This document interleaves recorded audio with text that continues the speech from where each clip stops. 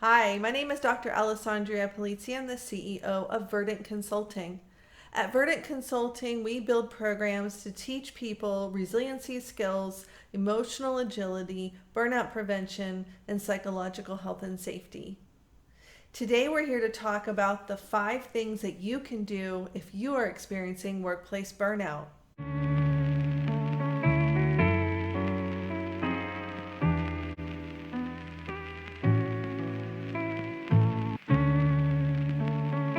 Before we get started, let's talk about what the symptoms of burnout are. Number 1 is exhaustion. Number 2 is cynicism. And number 3 is cognitive ability. Now, with exhaustion, you're tired and you feel like you can't get out of bed. You can't get the things done that you used to be able to do. You just don't feel like yourself. In cynicism, you don't feel like others can be trusted. Perhaps they're trying to manipulate you or aren't really looking out for your best interests. You don't believe what people say. And the third one, cognitive ability, is the inability to make connections, to maybe get as much done as you used to be able to. These three things are the symptoms of burnout. If they sound familiar to you, then let's talk about the 5 things that you can do if you're experiencing workplace burnout.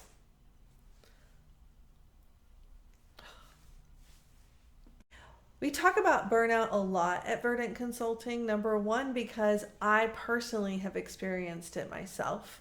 And number 2, preventing burnout is really the goal of what we're trying to accomplish through the programs that we offer. So I'm excited today to share with you some of the learnings from the thousands of research studies that we've read on how to overcome burnout if you're experiencing it at work.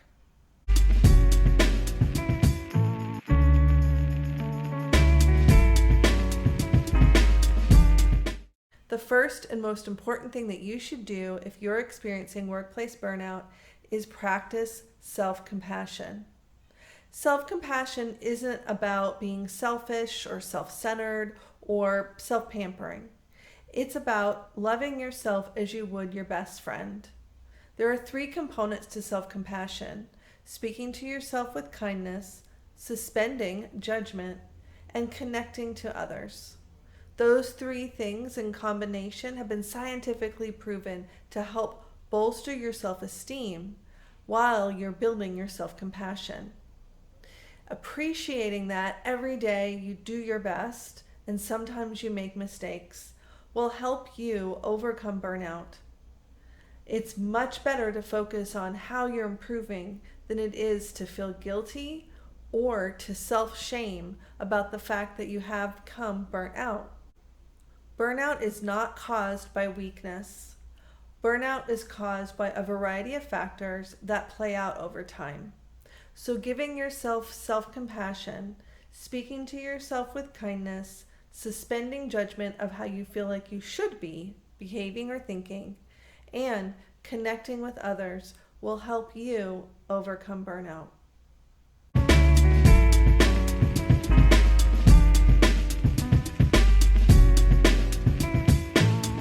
The second thing that you should do if you're experiencing workplace burnout is practice acceptance. Acceptance isn't the same thing as just giving up. Acceptance is seeing the situation as it is without infusing judgment. Just like you do with self-compassion, acceptance takes a clear-eyed view of the good and the bad, removing those distinctions in order for you to accept them as they are. In fact, acceptance has been scientifically proven to help mental health by as much as 54%, even in the face of negative or traumatic events. What they call tragic optimism helps you see that everything is as it should be, even if it's not how you'd like it to be, and that you accept things as they are and then try to tackle what you can. Practicing acceptance when you're experiencing burnout helps you understand the feelings that you're having, the emotions that may be stirred up inside you, and building balance and understanding that emotions and thoughts are like clouds in the sky, and they too shall pass.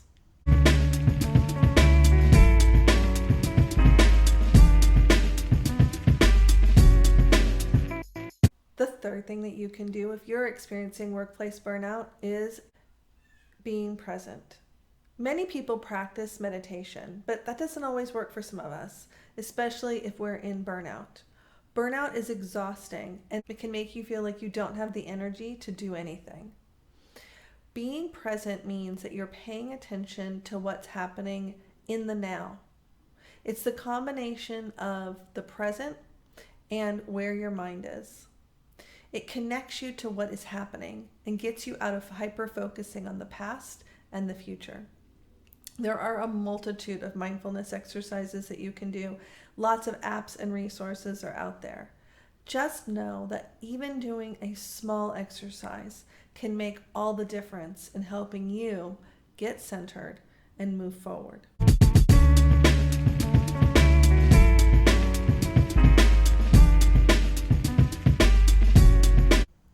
The fourth important thing that you should do if you're experiencing workplace burnout is to connect with others. Now, this is a little bit of a challenge for those of us who are experiencing burnout. I know it was for me, because one of the symptoms of burnout is cynicism. The ability to trust others is hindered by your burnout.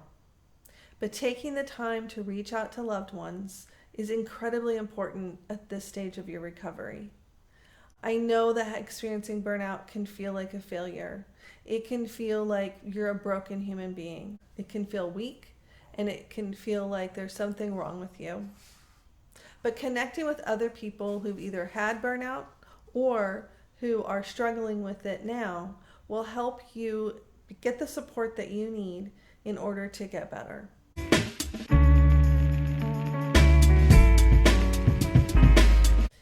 The fifth and final thing that you should do if you're experiencing workplace burnout is get help. There are many professional services out there that should be able to help you, although it can be somewhat troublesome to navigate. But don't lose hope. Take the time to get the support that you need. Don't be embarrassed to ask for help, and find the resources that will help you heal and get better. Overcoming burnout is no easy task. It'll take more than 3 days on a weekend or a Netflix binge watching session. You'll need to pay attention to your own personal needs. By giving yourself compassion, speaking to yourself with kindness, and withholding judgment, you'll give yourself the space to recover and heal. By accepting the situation as it is, accepting that everything is changing, and accepting that you too are flawed, just as every other human is, will help you realize that you can overcome your burnout. Practicing presence and finding mindfulness exercises that work for you will help you get grounded in the emotions that are happening within you. And connecting with others will help you get perspective on what it can take to heal and get better. And finally, getting the help that you need, be it through friends, family, or professionals, will be important as you have partners along this journey of your recovery. I hope that you found these tips helpful. I know from personal experience that having burnout can be exhausting and in many ways embarrassing. We pride ourselves on our strength and what we've been able to accomplish in the past. And sometimes the things that got us where we were no longer serve us. And in trying to be something that we're not, we end up burning ourselves out. It's okay to admit that you need help. So take the time to find it, and I wish you the best on your journey of recovery. If you'd like to learn more, please hop over to my website, verdantconsulting.net, or check out our podcast, Be Verdant, where we talk about resiliency skills, stress management, emotional agility, and building psychological health and safety.